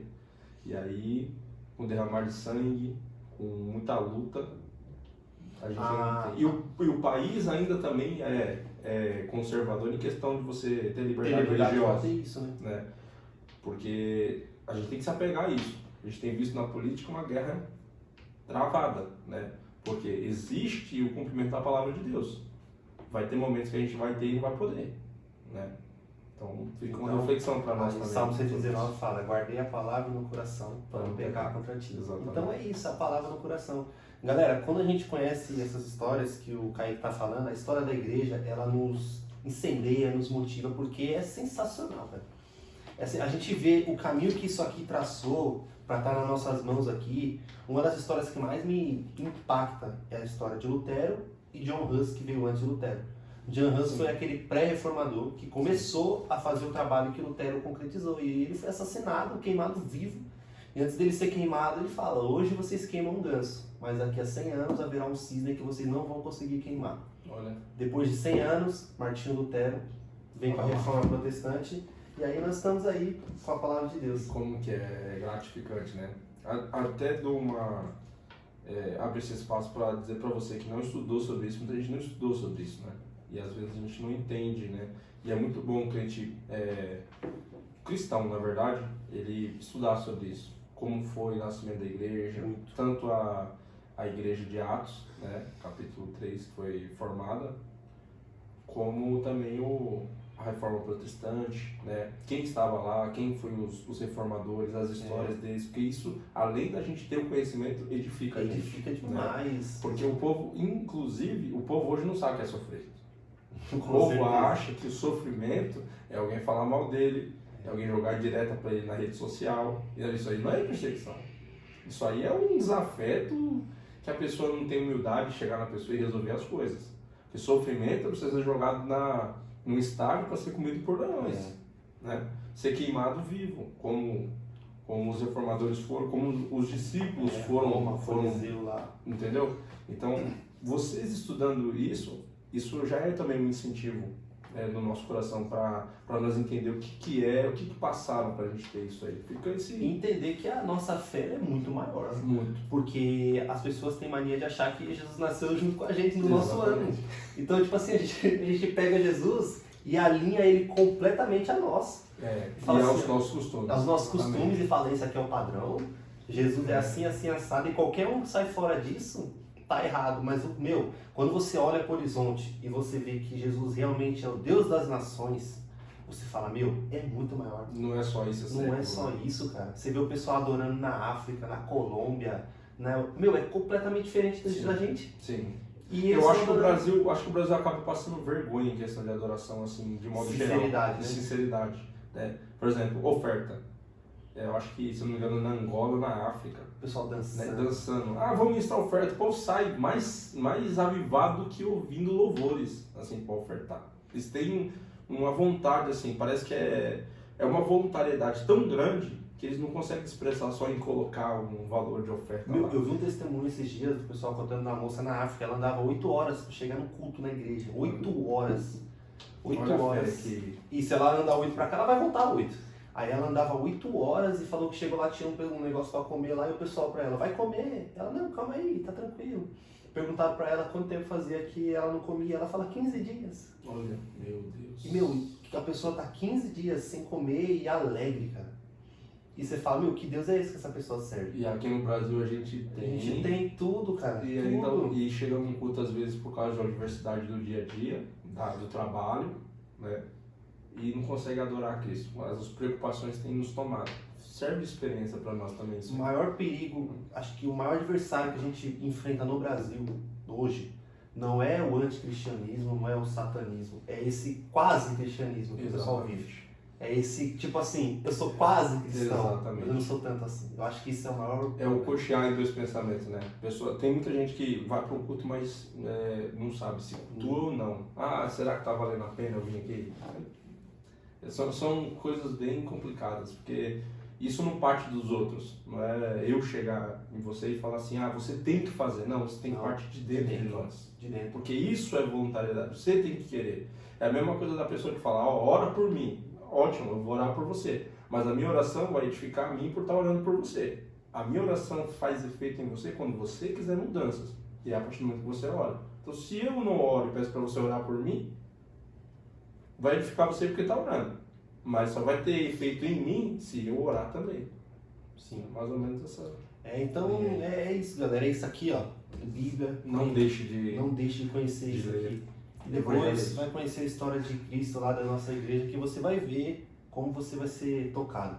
O Kaique, ele prega em várias igrejas, a gente chama hoje de pregador itinerante, né?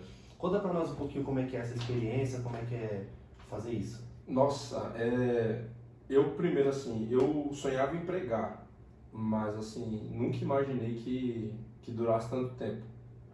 Eu achei várias vezes que eu seria um pregador de igreja, assim, na minha igreja. Seria um obreiro, assim, né? Mas pra fora, não.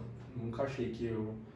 Teve lugares que Deus me levou já para cumprir promessas, né? E eu fiquei maravilhado. Mas o ponto de partida, né? Comecei aos 7 anos, né?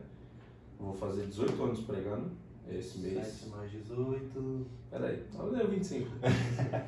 Infelizmente vai dar para somar, né? Mas assim, eu tive muitas bênçãos, né, nessa caminhada e também tive muitas dificuldades, né? Porque para você se tornar um itinerante, primeira coisa que você tem que ter, disposição. Primeira coisa, disposição. Porque a disposição sua, ela vai para várias vertentes. Disposição para você estudar, disposição para você deixar de fazer coisas que você queria fazer como carne, como humano, para trabalhar para o reino, né? E itinerante as pessoas veem muito, e hoje eu vou até defender essa parte aí pra gente que não sabe, muita gente vê itinerante assim como alguém que não tem nada, assim, só vai para as igrejas aí e prega. Não tem família, Não tem família, não tem nada. Muita gente pensa isso.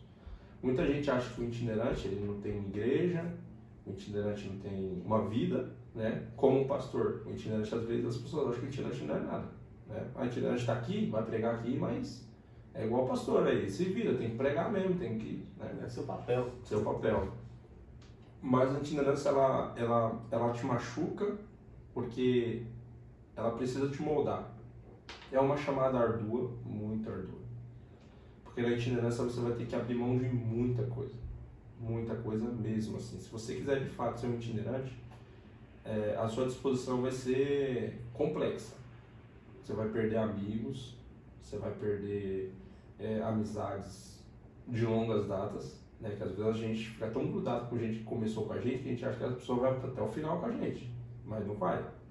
Tem lugares que a gente vai entrar que a gente vai poder levar a nossa família. Tem vezes que você vai precisar passar por experiências, não porque alguém foi errado com você, é porque Deus também quer moldar você na itinerância. Então, quando eu comecei com 7 anos, eu comecei sendo levado pelas pessoas, né? Aí, qual que era o trato, assim, vamos dizer assim, para poder me levar? Tinha que me levar e buscar em casa. Se fosse muito longe, aí tinha que, depois do culto, pagar alguma coisa para me comer e vir embora. E aí, eu fazia isso muito, né? Porque assim, quando eu tinha dos 7 aos 10 anos, mais ou menos, eu não tinha esse conhecimento todo bíblico. Aí o que eu fazia? Até engraçado. Eu ia pro culto de ensinamento, e o culto de ensinamento da minha igreja era de lavar roupa suja. O pastor falava o quê? Doutrina. Os irmãos iam fazer o gesto lá, não estava muito comportada, era nesse dia que o pastor pegava. Vocês têm que se vestir direito. E você estava lá. E eu estava lá, ouvindo. Como eu não tinha conhecimento bíblico, o que eu fazia? Vou me agendar no congresso? Vou lá. E eu guardava tudo que o pastor falava aqui dentro. Chegava no congresso e falava a mesma coisa para os irmãos. Então o pastor falava lá, irmã, você tem que se vestir direito. Eu chegava no congresso e falava, irmã, tem que se vestir direito. Irmã, você tem que se vestir direito. Aí um público que vê uma criança de 8 anos de idade falando para você vestir direito, vai falar em línguas. Colocava uma criança lá, se você colocar qualquer pessoa num cartaz hoje, você não atrai muita gente. A pessoa fala, mais um pregador. Mais um irmão que vai lá pregar. Coloca uma criança no cartaz e fala, vai pregar. Até gente que não confia em Deus vai lá ver a criança. E era isso que faziam. Usavam muito como espécie de marketing, né? Então, dos 7 aos 10 eu vivi nisso aí, né? Copiando o que o pastor falava, né? Tinha um conhecimento também bíblico que ele trazia pra gente, né? Então, eu tinha essa situação de pregar. Aí, a partir dos 10, eu tive um pouquinho mais de impulso ministerial, porque aí eu tive contato com pastores que já pregavam, alguns me adotavam. Eu não tive, como eu posso dizer, um investimento no início. Patrocínio. Ninguém me disse assim, Kaique, eu vou te colocar numa escola teológica para você ministrar. Desde 7 anos já era bombando. Você chegou a estudar teologia? Me formei no médio, teologia. Aí o bacharel eu tenho vontade de fazer, mas não apropriado agora.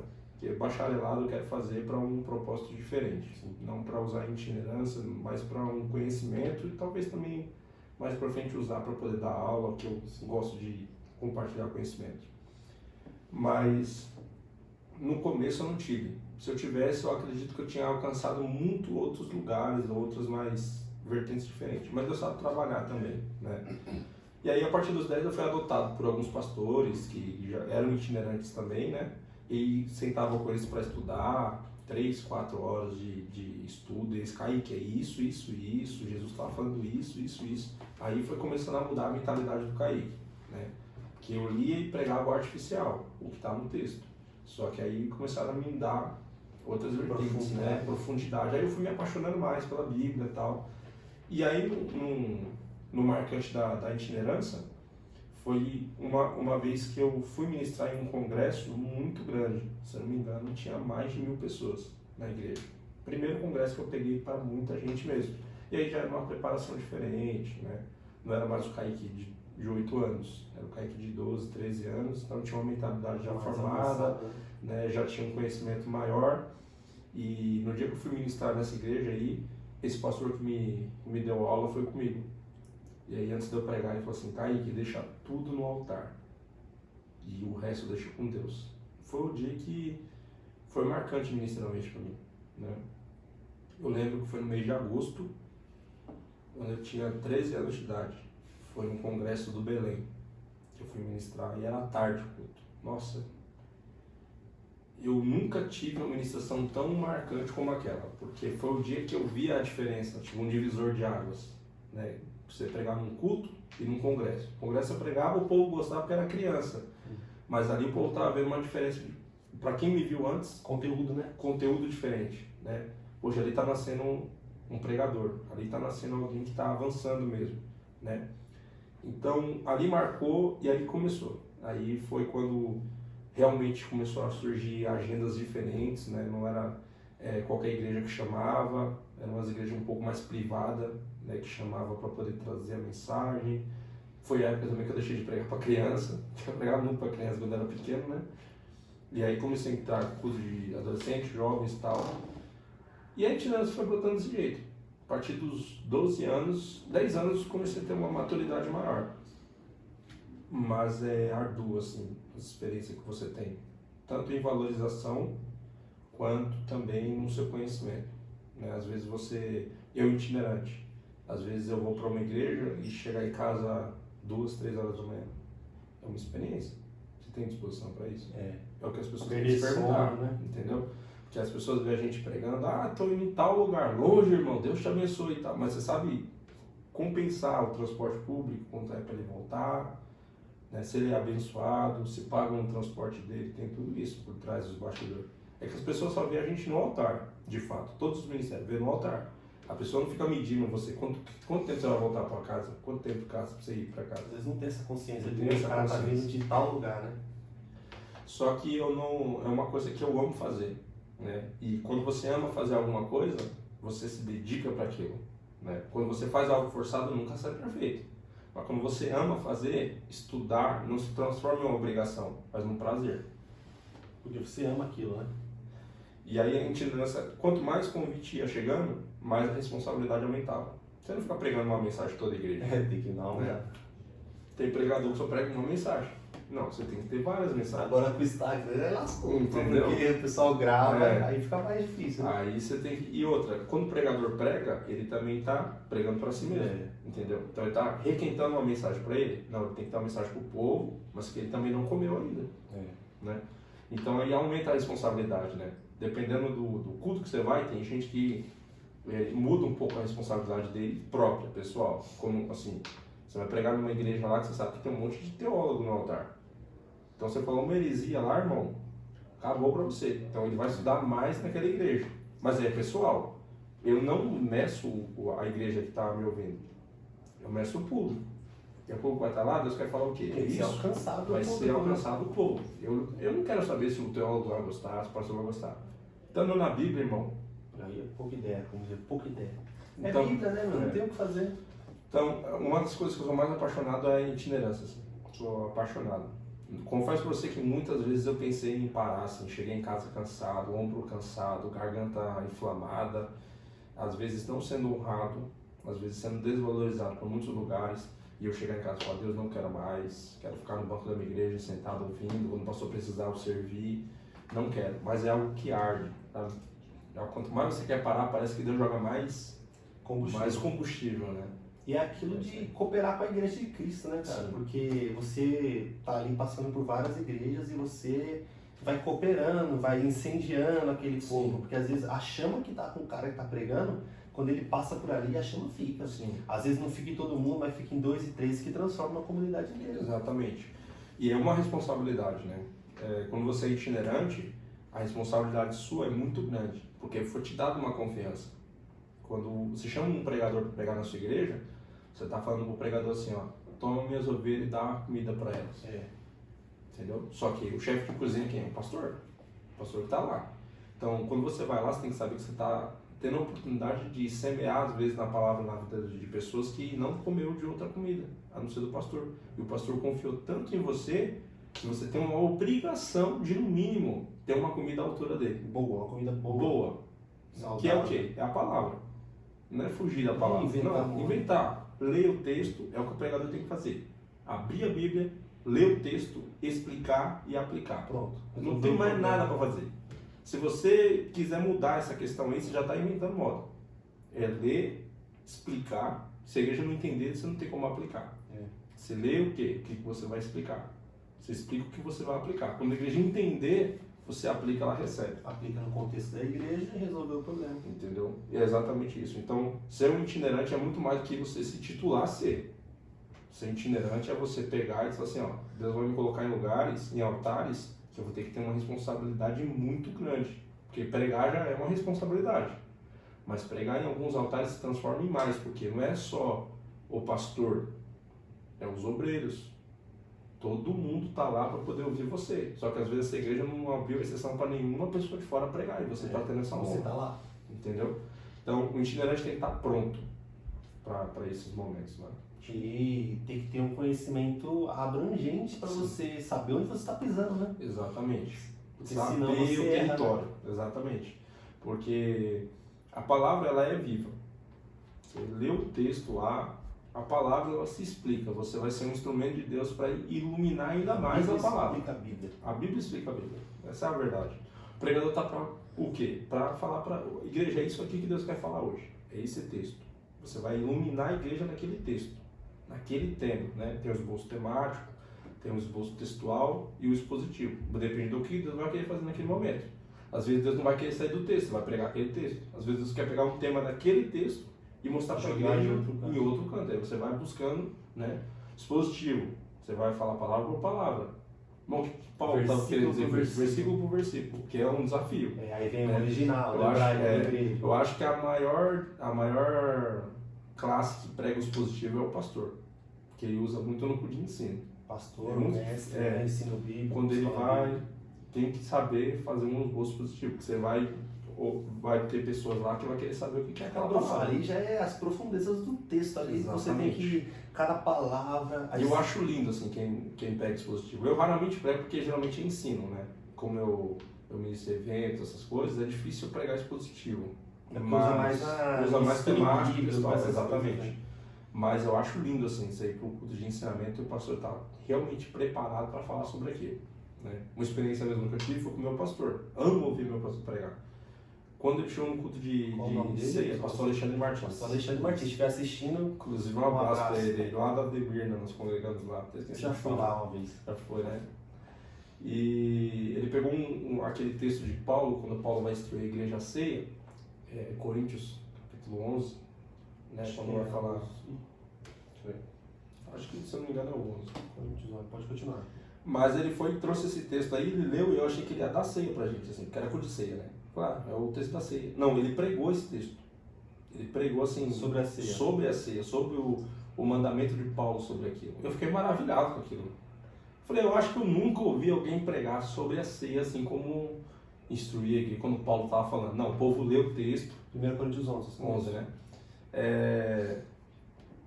Nunca imaginei que alguém ia pregar aquele texto. Só ler para tomar e comer isso é o meu corpo. Pronto, resolveu. Sei.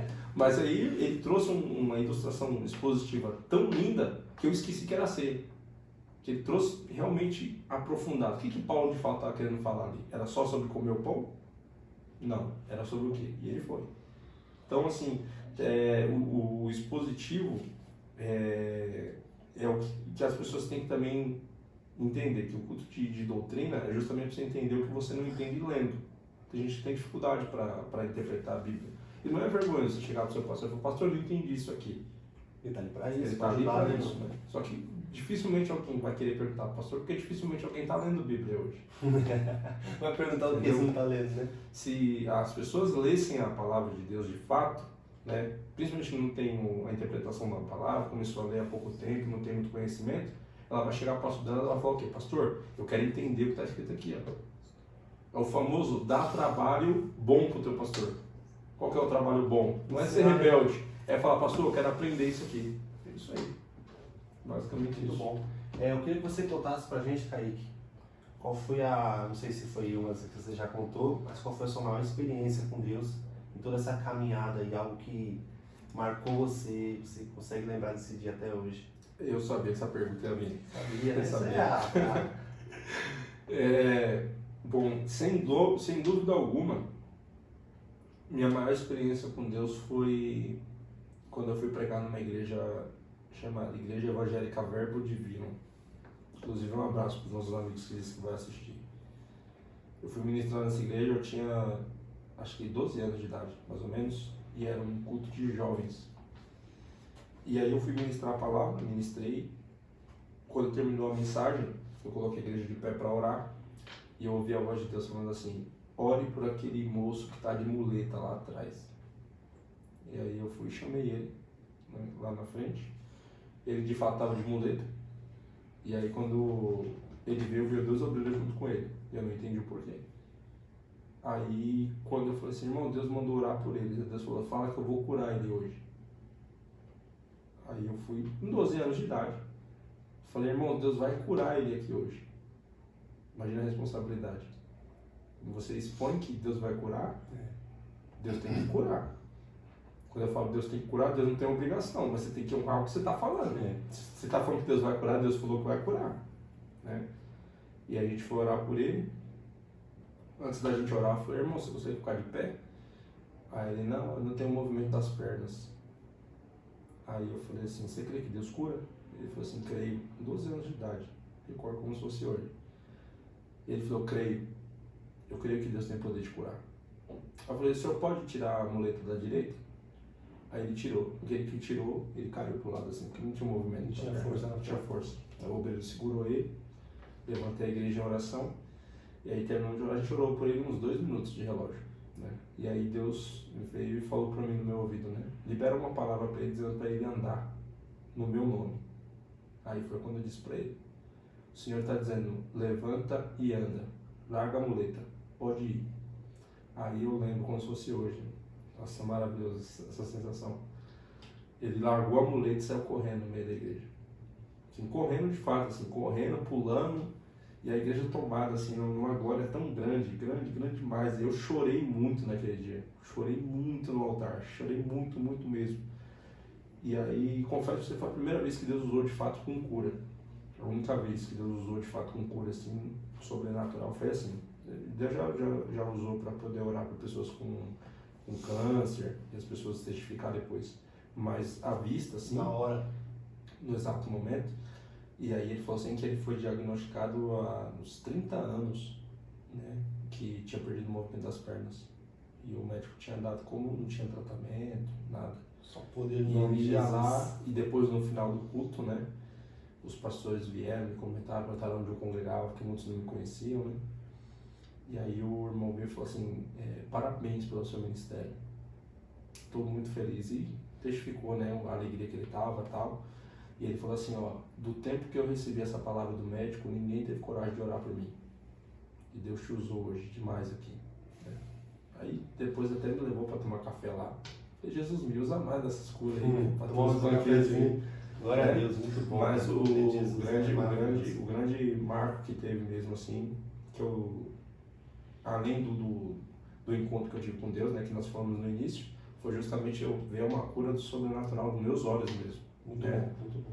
Maravilha, o poder de Deus é real e Jesus está vivo, galera. E eu ouvi falar sobre essa questão de Jesus curar, né? E eu ouvi um pastor falando, acho que foi o pastor Marcos Feliciano até que estava falando, numa pregação que eu estava ouvindo.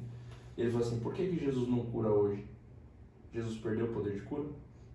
Ou porque a gente não ora? Ou porque a gente não ora? É disso.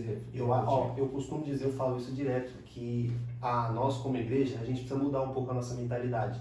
Porque assim, às vezes quando a gente ora por cura e essa cura não acontece, às vezes não está ligado nem a nós, nem a pessoa, às vezes é só porque Deus não quer curar. É. Mas só que a gente fez a nossa parte de orar para aquela pessoa. Sim. Só que às vezes a nossa consciência como igreja eu vou orar, e se nada acontecer? A gente tem aquele medo. Sim. A gente tem que dar um jeito de mudar a nossa mentalidade para e se acontecer? E se? Muda, né? Muda tudo, Exatamente. cara, porque e se eu orar... É uma colocação. Uma colocação, e se acontecer? Imagina, se a gente, uma comunidade inteira tivesse essa consciência, a gente ia orar sem medo, sem peso, com o nome de Jesus, e com certeza a gente ia ver muito mais coisas. Exatamente. E exatamente o que você falou, o que mais toma hoje de Jesus não fazer muitas coisas, né? Porque a ordem de Jesus foi, o poder eu dou a vocês para quê? Para que vocês curem meu nome. Foi isso que Jesus falou. Então vocês no meu nome expulsaram demônios, curaram enfermos, falaram novas línguas. Foi o que Jesus falou. Só que o que a gente fica? Se eu não fazer, o pastor vai falar que eu sou um profeta falho. Não. Você não está orando ali porque você pode fazer. Você pode fazer. Não. Jesus, se tu queres fazer, faça. É isso que a gente tem que orar. Né? Sem o peso de achar que não vai acontecer. E outra coisa, não é só porque o cara acerta a profecia que ele é profeta de Deus. Existem na Bíblia, Atos 16, espírito de adivinhação. O maior exemplo de falso profeta da Bíblia, Balaão, nunca errou uma profecia. Nunca.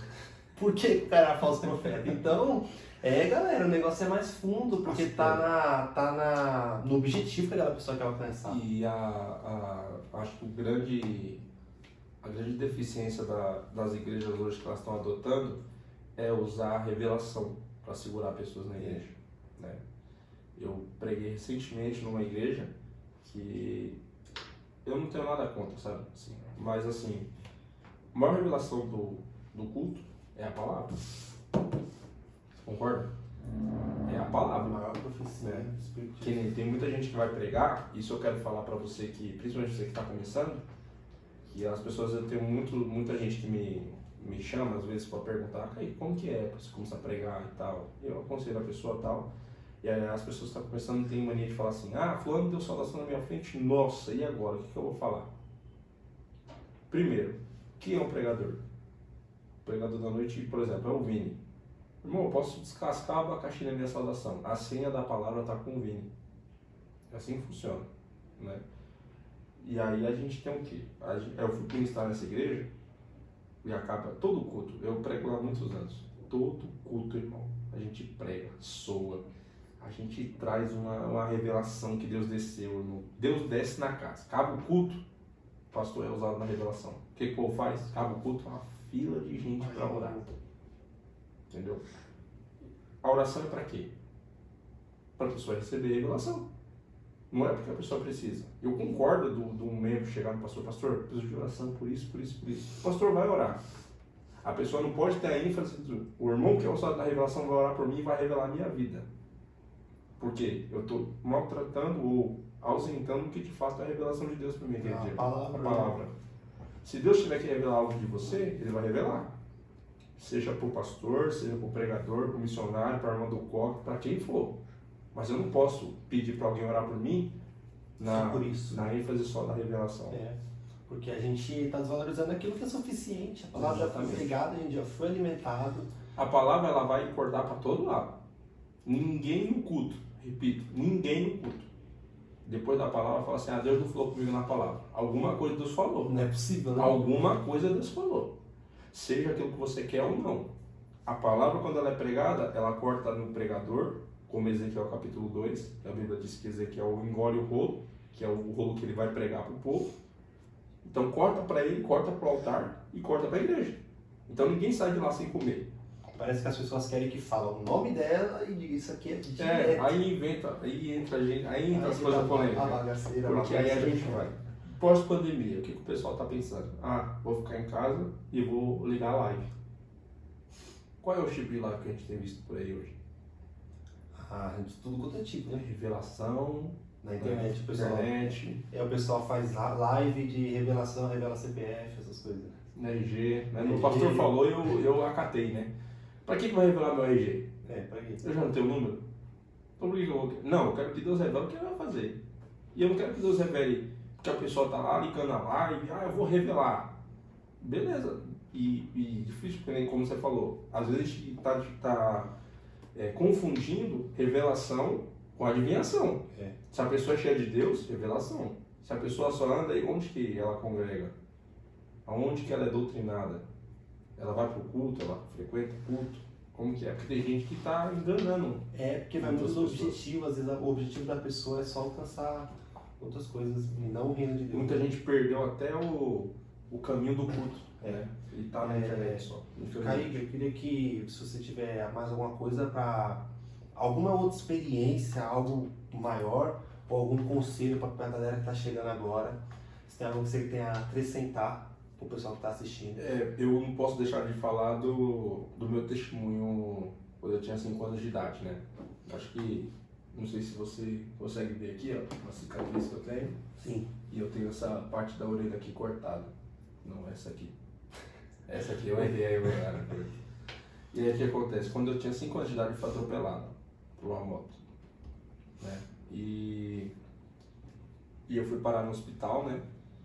De maneira resumida, eu fui parar no médico, fiquei internado, né? A minha perna cortada, a moto do homem me pegou e só não me arremessou, ela foi junto comigo, minha perna ficou presa entre os escapamentos. E quando chegou no médico, o médico desenganou, falou que não tinha jeito, né? Poderia morrer, poderia ser de muleta, cadeira de roda. E tô eu aqui, de pé, para a glória de Deus. Para a glória de Deus, né? Então assim, o que era para estar morto já desde os 5 anos, se nem era para ter cantado, tá vivo pregando. Amém. E outra coisa dos conselhos, né? Eu acho que o maior conselho que eu posso dar a um pregador hoje, ou pregadora, que a gente tem as pessoas também têm às vezes um machismo de achar que mulher não prega, né? Mas quando a ordem de Deus foi ide de todos, não ide um pastor, ide um irmão, ide de todos. O primeiro conselho que eu dou é que a gente tem que ter uma vida de oração. Primeiro ponto. Porque orando a gente tem contato com Deus. Não tem como eu alimentar uma igreja sem saber o que o dono dela tem para ela, né? Eu acho que é um ponto. Segundo ponto é jejum, porque os prazeres da carne vai querer falar mais alto. Por exemplo, quantas vezes eu vou pregar num culto e eu queria estar numa churrascaria com os amigos, né? Quantas vezes eu recebi uma proposta? A gente vai para tal lugar. Eu não tenho dinheiro, mas eu pago para você. Joga essa agenda para outro.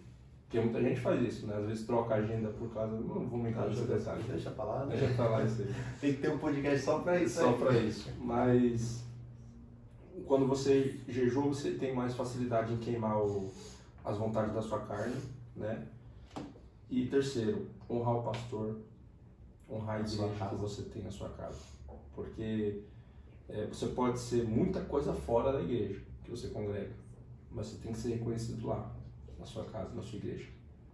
Outra coisa, a maior dificuldade que eu vejo dos pregadores que está surgindo hoje é pressa, prematuro. Não tem nada mais que estar no altar pregando. Não tem nada assim de Deus. Não passou pelo deserto, sabe? Jesus, antes de iniciar o seu ministério, onde ele passou? No deserto, 40 Batizou, vai para onde? Vai curar? Não, senhor. Vou passar no deserto para passar para o povo que eu tenho que me preparar primeiro. Entendeu? Então, assim,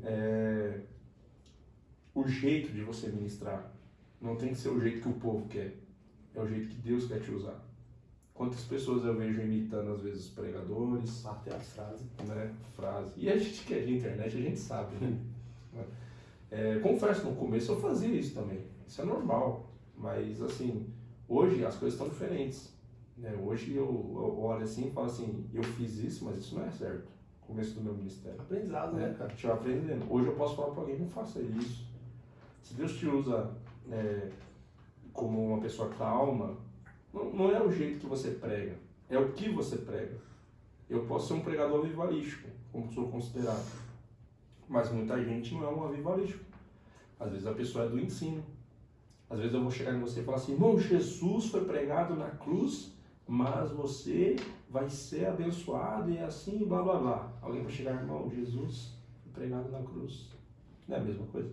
Mesma coisa, mesma mensagem. Entendeu? Então, tipo assim, não pode ser tímido. Muita gente começa assim e fala, eu sou tímido, não sei pregar, o que vai ser de mim? As pessoas acham que é um bicho de sete cabeças pregar a palavra. E não é. O que a gente tem que ter é disposição, ler a Bíblia. Ler assim, mas ler e reler. Assim, se familiarizar com o texto a ponto de você conseguir ler ele, falar sobre ele, sem nem ler. Irmãos, o texto está em tal lugar, diz assim, e você narrar. Porque quanto mais você lê, mais você tem curiosidade. Conhecer a Deus, né? Quando eu comecei, o pastor falou assim para mim, que estava me ensinando, cara, que você tem que perguntar pro texto. Eu falei, como que perguntar pro texto? O que é isso? Eu pergunte pro texto. E o que é isso? Jesus estava em Jerusalém. Tá, onde era Jerusalém? Eu vou pesquisar. E acha. Quem era Jesus? Jesus era isso? Onde Jesus nasceu? Isso. Tá, já tem um primeiro versículo, já sei qual eu vou falar. Jesus era de tal lugar, estava em tal lugar, por esse motivo. Já tem uma introdução, entendeu? Então, assim, procure pessoas que consigam te dar base, né? base. Pastor da sua igreja. Seja abençoado por ele. É o conselho que eu dou. Porque quando você tem a bênção do seu pastor, nenhuma retaliação consegue pegar sobre você. Porque antes da gente ter um ministério, a gente tem a cobertura, né? Que é o pastor. Intercessão, né? A intercessão. Então, por exemplo, eu estou em um monte de lugar por aí. Né? Graças a Deus eu tenho um ministério muito próspero. Só que assim, meu pastor sabe onde eu estou? Minha cobertura. Eu tenho que chegar na igreja, o pastor vai perguntar onde você congrega. Sabe o que as igrejas tinham que adotar também? Aquela questão de você ligar para o pastor. Pastor, como está a conduta de fulano? Ciclano. Eu sou de uma época que eu só pregava com carta de recomendação. Referência. Entendeu? Sou de uma época que antes de você subir no altar, o secretário ligava para o pastor. Se o pastor não atender, irmão, você não vai pregar. Ou então você traz uma carta de recomendação para a assinatura do teu pastor. É um zelo, né, cara? Por quê? É um zelo, um cuidado que a igreja tinha que adotar também. Né? Então, de forma resumida, Vini, eu oro muito para que Deus ele levante pregadores assim. Né? Porque a gente fala assim, a gente tem muitos pregadores, tem, mas poucos que pregam a verdade. Poucos mesmo.